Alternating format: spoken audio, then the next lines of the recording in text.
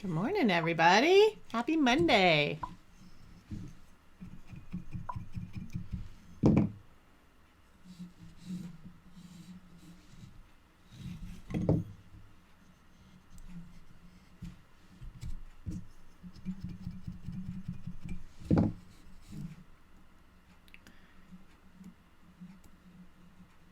We made it to Monday, right? I don't know about the rest of you, but I'm losing track of time. Um, I think it's been over a month now, and the days all blend together. I know yesterday was Easter because there was a family call, but other than that, it all seems quite the same, doesn't it?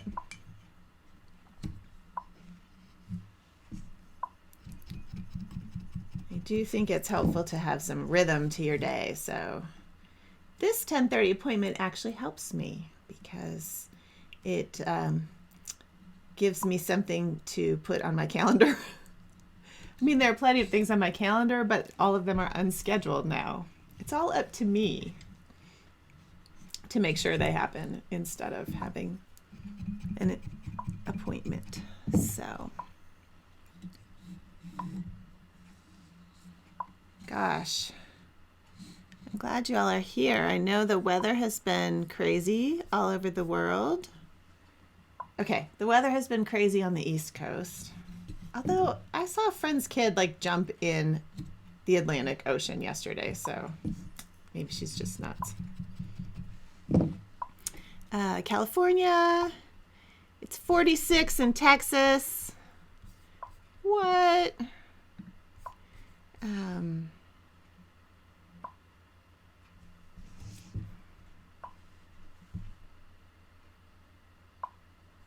Good morning, everybody from all over Texas and Washington, and dogwoods are blooming in Missouri. That's pretty, Jenny. I bet they smell good.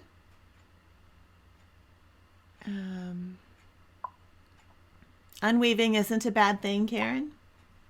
It happens. Good morning from Rio Rancho and Virginia and Florida and Seattle and Maine and Michigan and Jerusalem. Ruth, that's a new one. Welcome. Or it might just be a new one that I paid attention to. It's possible I've seen it before, but not in the last little bit. Good luck, Katie, with your Cape Cod storm. I know a couple of you are on Cape Cod right now. Hello, everybody, Arizona and Bainbridge and Michigan. It's kind of fun to see what the weather is. Oh, the TikTok sound. Sorry, that is my computer. Thank you, Kate.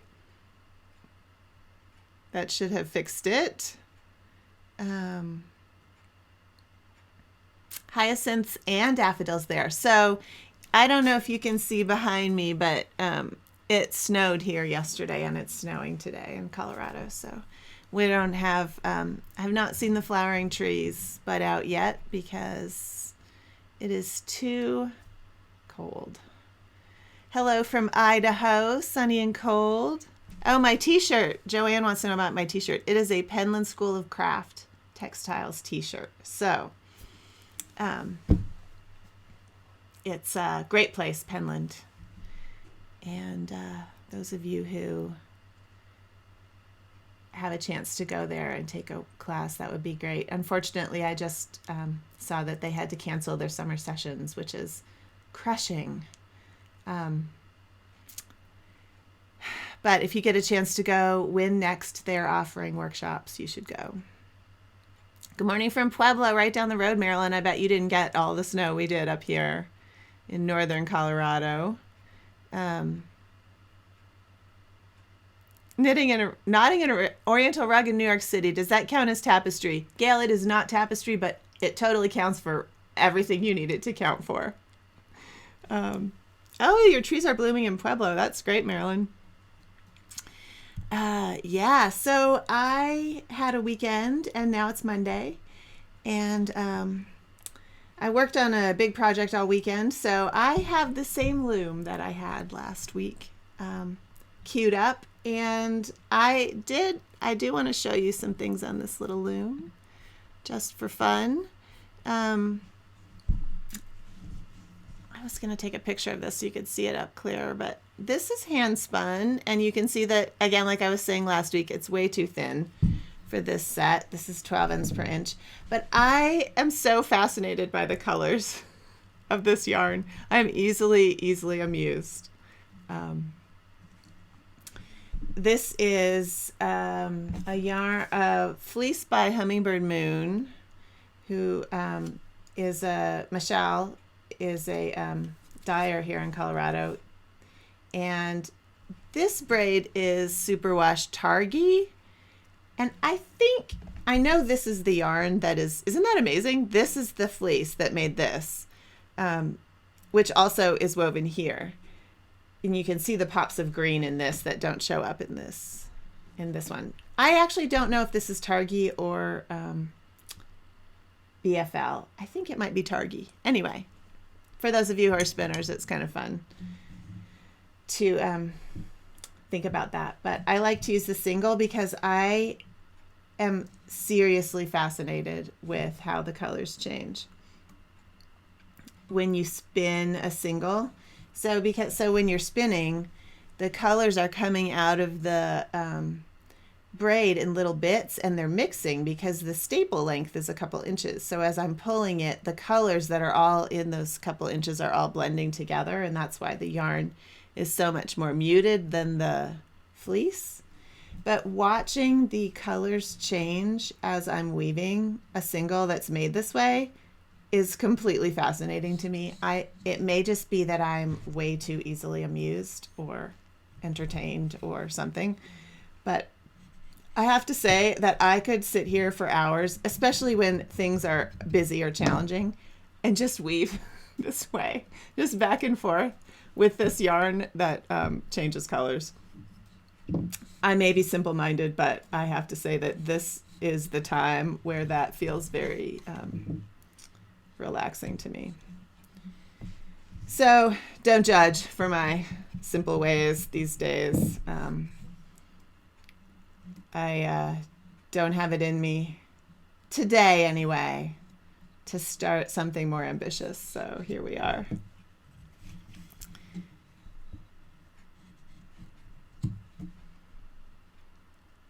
Beth, I'm glad. Beth, I know Beth is another hand spinner, and I'm glad you are also amused and enchanted. She said amused and enchanted by handspun colors. It's that thing where you're watching them be made, and the colors that are in the braid are so different from what comes out. And a good dyer will have sort of thought of that and planned things. Often we buy braids because, oh, the braid is so pretty, and it doesn't look anything like that when it's spun. So a good dyer will realize how it's going to look when it's spun. Actually, a good dyer will play to both ends of the spectrum. They'll get the people who buy the braid because it's pretty, but they're never going to spin it. And then they'll get the people who know when they spin it, it's going to look very cool.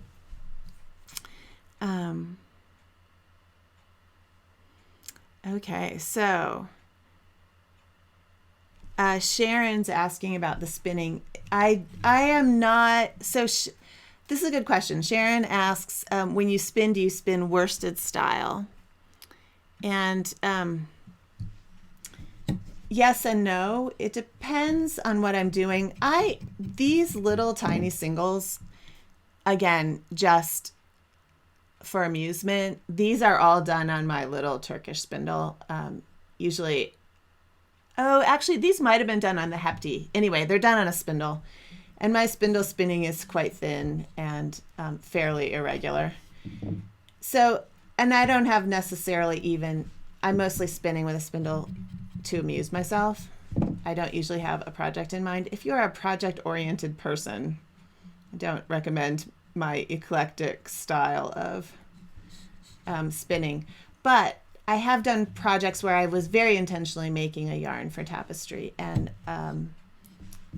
I have combed longer fibers, keeping the tips. And so true worsted style means you're using combs, not cards. You're keeping the tips lined up with the cut ends. and spinning it that way using a worsted draw, which is a short forward draw, which means that it's twisted more tightly. So sometimes I do that, Sharon. This particular thing was done on a drop spindle, and I just have the way I spin on a drop spindle. There is twist going between my hands, and that's just how it is. But I do spin differently on the wheel. If I'm going to do the true worsted prep, I'm doing it on the wheel, and I am being very conscious I'm going to use it for tapestry. It does make a very different yarn. If you all have seen that spin-off article I did several years ago now about spinning for tapestry, it sort of shows how I prepped the yarn for that. I can't remember what year it was, honestly. 2016, 2017 maybe. Most of the time when I'm spinning these kind of braids on, I don't usually buy these for tapestry, but when I'm spinning these kind of braids on my wheel, like I have some going upstairs right now, I'm just doing like long draw or sort of a modified woolen spun. But I'll use that for knitting most likely.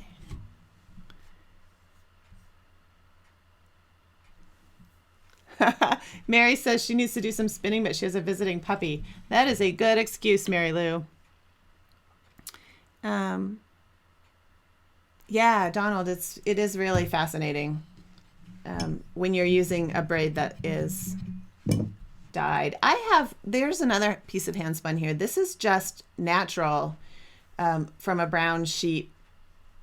I'm pretty sure it's just BFL that I got at Shuttles. And that's also fun to do, the solid colors, but the braids are a lot of fun too. They're a lot of fun to watch as you're weaving. I mean, as you're spinning. They're very engrossing.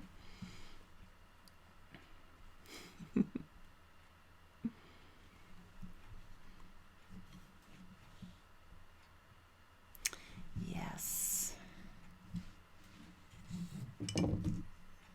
Oh, Nora, I was going to say there's no weaving police. Nora said she wasn't sure about using her handspun this way. And that it's good to know there's no weaving police.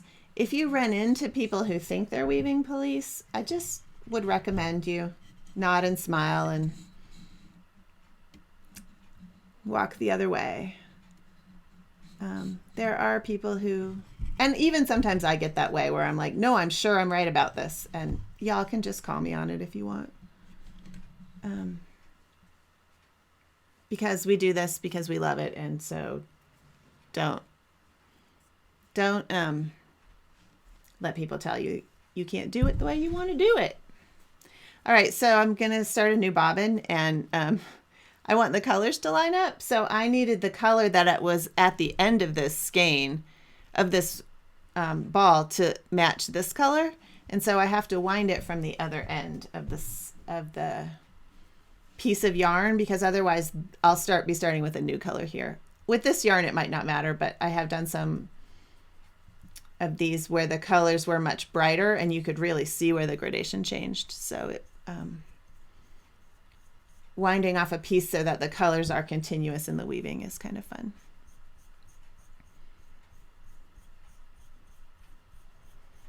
Jennifer, that sounds great. Spinning for an hour this morning.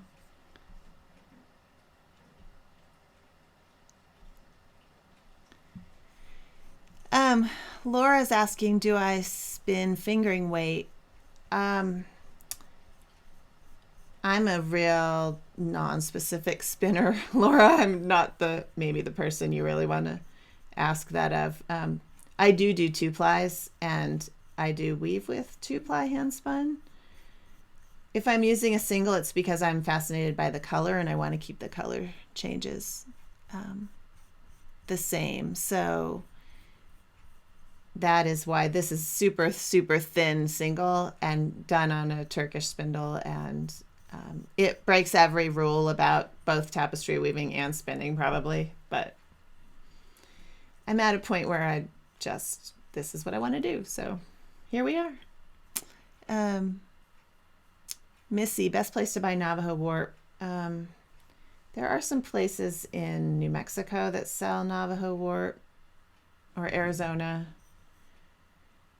If any of you know, could you just pop it in the thing? Brown Sheep has a wool warp that is very nice. It is not Navajo warp. It's not spun as tightly as a Navajo warp would be.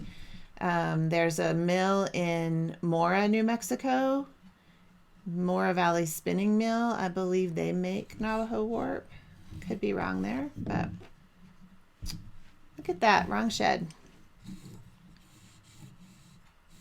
But there's a few people who use it who could tell you better than me, Missy. This is definitely a bobbin boy bobbin, and this is the skinny mini. So here you can see the difference. I happen to have this other one here. Maybe you can see the difference. This is the regular tiny bobbin, and this is the skinny mini, and it's just slightly thinner, this one is, than this one. Oh, I got the right shed there. I actually am going to put a design element in here, and it's probably time I did that. Oh, thank you, Mary Lou. I don't know why I didn't think about that. For the Navajo Warp Weaving in Beauty in Gallup, New Mexico. So they actually have a storefront now. That's Mary Walker and Jenny Slick. And Gallup is where I grew up, which is why I can't believe I didn't think of that. But they have a website, and it's called Weaving in Beauty, and it's in Gallup. I would definitely try there to get your Navajo warp. Marilyn says Yarn Barn of Kansas has Navajo warp. All right. Oh, that's a good idea. Marlena says she used a lot of little bits of handspun to weave a fun little wedge weaving. That's a great use for handspun. If you have, like, I always have these little tiny pieces of this and that I've been playing with. It would be really fun to use those in a wedge weave because it's sort of making a design as you go, and it's fun to play with the colors. I love it, Marlena. Oh, Linda, how I end and begin a thread. Yeah, I just blew right past that, but when I put, when the handspun is pretty grabby, although this is probably superwash, so it's not, if this were a big tapestry and this were superwash, well, I might not have done it this way, but I just pulled the yarn all the way into the shed, and just like the Navajo do, overlapped the new yarn on top of it, and it will stay. It will all pack in and stay together. On some of my other yarns, I do things like splicing, or I leave the tails on the back, but in this case, I just overlapped them because this is so thin. This yarn is, as I said, way too thin for this set. So, do I have concerns about using singles in tapestry? That's a great question, Dorothy. I don't. I think that, so a singles yarn is one that is not plied with another piece of yarn. So this is a plied yarn. This is Weaver's Bazaar 2-ply, and if I unplied it, if I could unply it, you would see that there were two pieces of yarn that make up that piece of yarn, and this yarn is just one. It's just one. It's twisted one time. It doesn't have another piece of yarn twisted with it. Is one way to describe that, I guess. I use the Harrisville. Oh, look, there's one right here. This is the Harrisville Kohler singles. It's very similar to Faro, the Swedish yarn. This is a singles yarn also. It's not plied, and I use this for all my big tapestries. I use multiple strands at once, but it's quite common for tapestry weavers to use yarns that are singles. Even Lamb's Pride is a singles yarn because it's just one piece of yarn that's twisted. It's not twisted to another ply. I don't have any concerns. I'm not sure what your concerns would be, Dorothy, but I think probably if you're a spinner, you're thinking in terms of, like, is it a balanced yarn, or is the, twist, is it going to hold together? Yeah, you want a yarn that's going to hold together. You don't want it to fall apart as you're weaving with it. But tapestry is a very stable structure. It all gets packed in together, and I honestly don't spend a lot of time looking at how much twist is in each. I'm such a bad spinner. Do not take... Maggie Casey's probably rolling her eyes at me right now. If she were here. Sorry, Maggie. You taught me well. I just don't always follow through on keeping track of how much twist is in the yarn and such. We were supposed to have a workshop this summer about making a yarn for Tapestry, where the brains behind the thing, Jillian Moreno, was going to teach us how to make a really good tapestry yarn. We will have that workshop at some point. Sharon can spin more consistently on a spindle than a wheel. I actually agree with that, Sharon. Yes, Sarah asked, do I set my singles? I actually do. So that just means that I wind it into a skein and I put it in water and then I let it dry.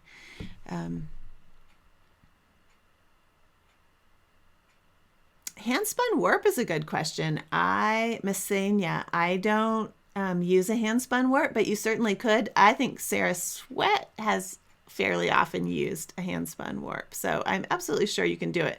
If you're a good spinner, definitely. I would go with wool, but you know, if you can spin good cotton.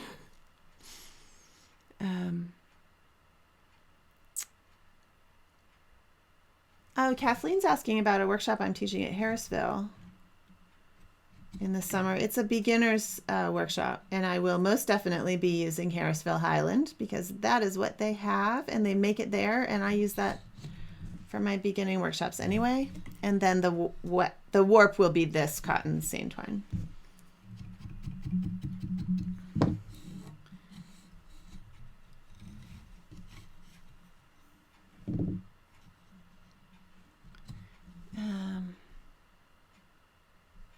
Oh, Ruth. Ruth is asking what wedge weave is. Sure. I'm just looking. I have a board of little tapestries in front of me. I'm not like gazing off into space. I see a wedge weave. Let me get it.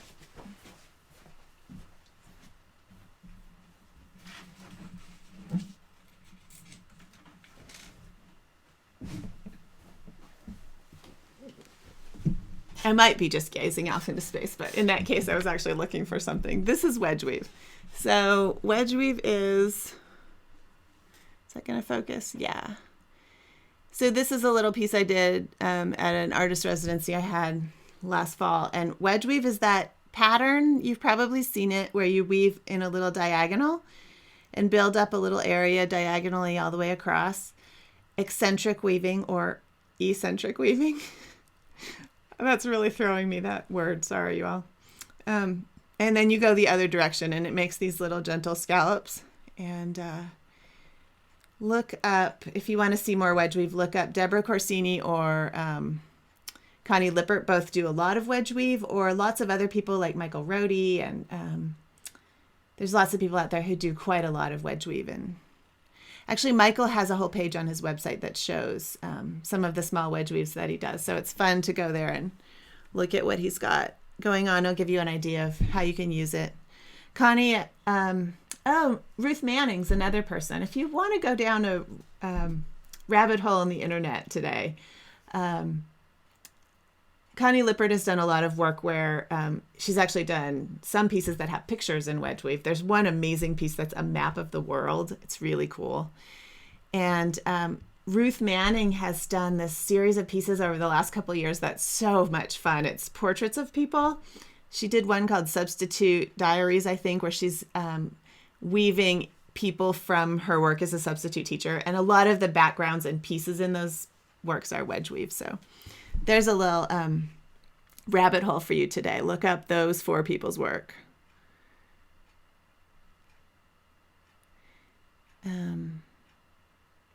Oh, that's a great question, Audrey.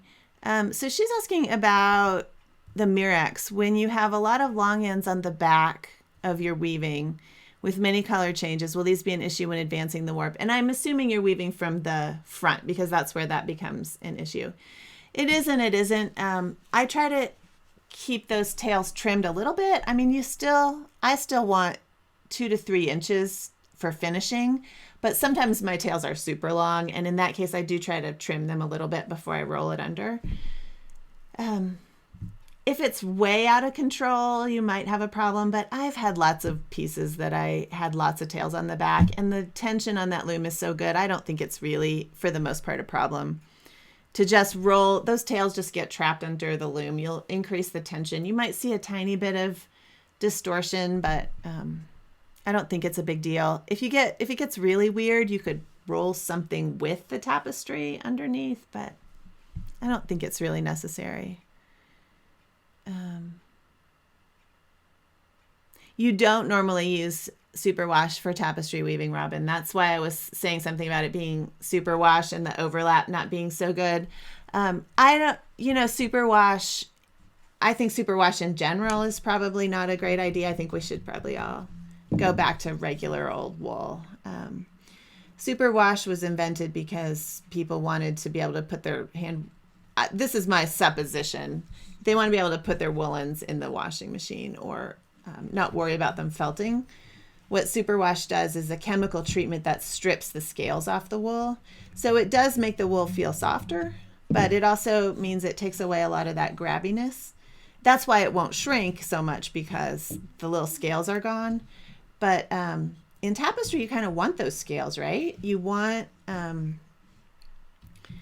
the bits of yarn to grab onto each other and make a cohesive textile.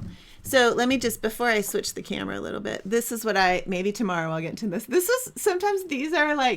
is my design. I was like late at night, I had an index card next to my bed, and here's my design for this piece. I'm interested in windows, because I don't know about you, but there are days where I feel like I'm just kind of looking out a window and I don't know what's going on with the rest of the world.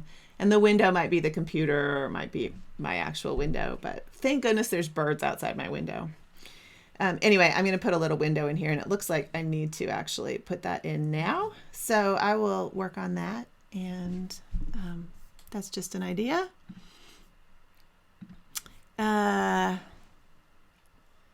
Donald, I agree. Donald also uses the Kohler singles that I was showing you, this one. And it is great. It's a really nice yarn. It dyes really well. I did just email them they are currently out of stock, so I'm hoping they will get some more soon.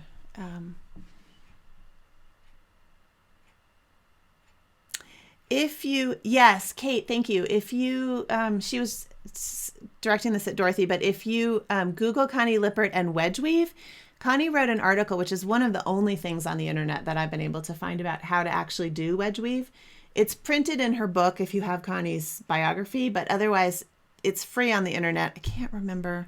It was like a symposium talk from somewhere, but it's pretty easy to find. And it has actual pictures and instructions on how to do wedge weave. So look that up. Also, if you're in the design class next month, I'm interviewing Connie, and I will link that article in the May's content of the design class. There's nothing wrong, Mary Lou, with using multiple plied yarns in tapestry either. You don't have to use singles. You can use, this is a Weaver's Bazaar is a 2-ply yarn, and I use multiple strands together. There's not a problem with singles or 2-ply yarn, or 3-ply or 4-ply. It just depends on how you don't want a knitting yarn. Oh, see, here you go, you guys. Whoever was asking about spinning wool, you probably already seen this. Sarah Sweat says weaving with handspun wool warp is absolute bliss. Favorite warp ever. 3 to 4 ply, high twist, fine singles from a long staple fleece. So those of you who are spinners, 3 to 4 ply, high twist, fine singles, long staple fleece. There's all your, that'll make you a really nice wool warp. Marilyn, I'll be emailing you later today about that. But yes. Sarah is currently weaving on handspun linen. Well, Maggie Casey made me spin with linen once, and I actually liked it. She also made me spin with cotton, and I wanted to tear my hair out. So, you know, to each their own. There are people who love spinning cotton. Dorothy, Deborah Corsini, Corsini. So Deborah Corsini, Connie Lippert, those are the two people who do lots of wedge weave stuff. Ruth Manning has been doing really fun things. Michael Rohde. You people probably have other, if there are other people you can think of, you can put them in the chat.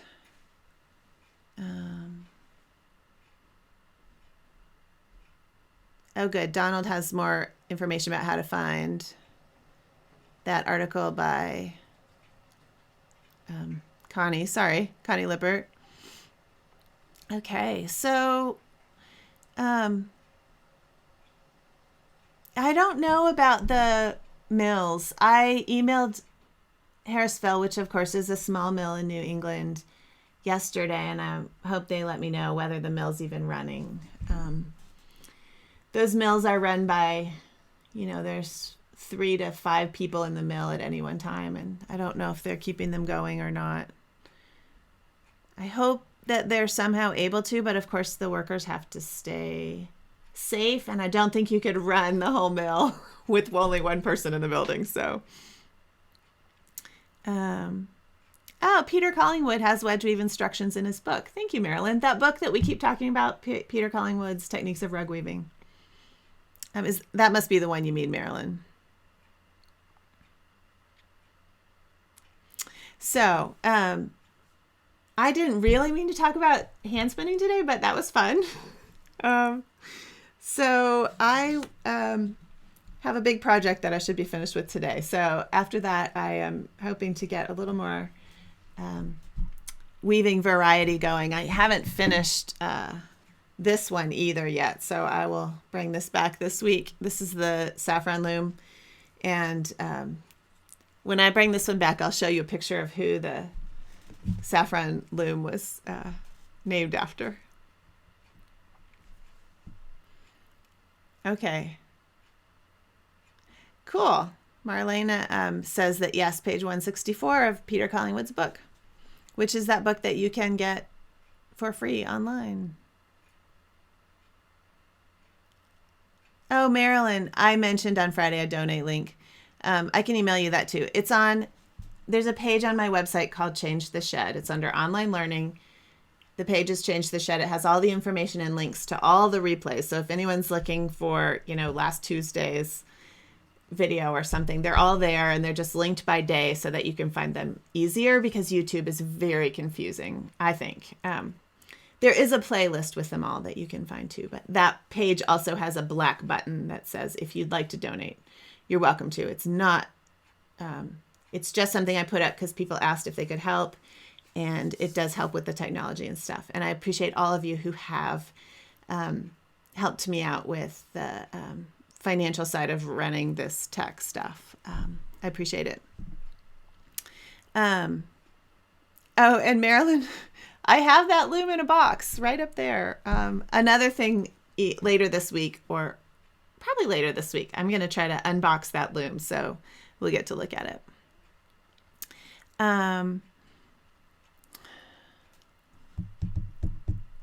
I can't remember. Does anyone, before I pop off, can anyone give me more specifics about where to look for that Collingwood book online? I can't remember the website that has it. If you know, could you pop that up? And just keep weaving. I think that we have to maintain hope. And I know that at least in our state, they've extended the stay-at-home orders, which they should. And it does start to feel kind of hopeless during some moments. So keep the hope alive and take care of each other. And ooh, look, that little tiny pop of pink right there. That's cool. See how easily delighted I am?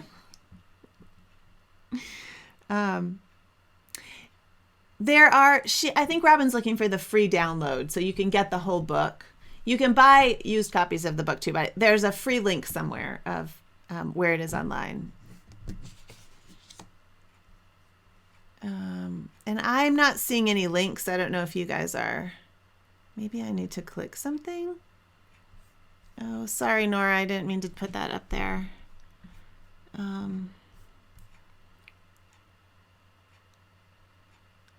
So I will search it out and let you know tomorrow. How about that? I will figure out where it is, and I will put up a link that you can see on the screen.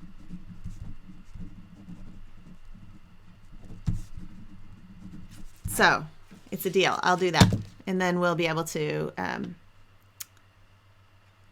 oh, Donald says just Google Peter Collingwood PDF and it's the top link. So if that would be a good start.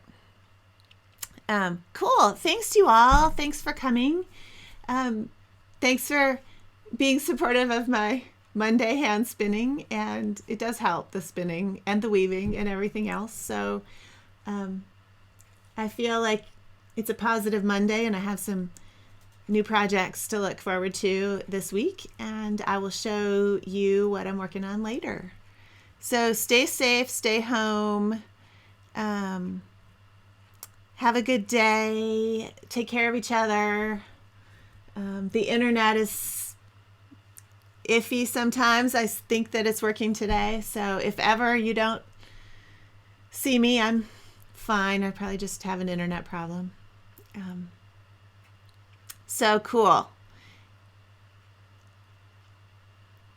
Great. It sounds like you all are finding that link. So I will pop it up tomorrow just in case you don't see it. And I will see you all tomorrow. I do think that I've figured out how to make the chat show up in the replay. So you should be able to go back if people have answered your questions and stuff. Hopefully. There are a few days that it did not work, but hopefully it will show up in the replay. So you'll be able to go back and look through anything after the broadcast stops. Okay. Thanks to you guys. I will see you tomorrow. I will be here tomorrow morning. Same time. Same place. It's morning here. It's not morning for all of you. And I'm planning to be here every day this week. So from now through Friday. So we'll see you soon.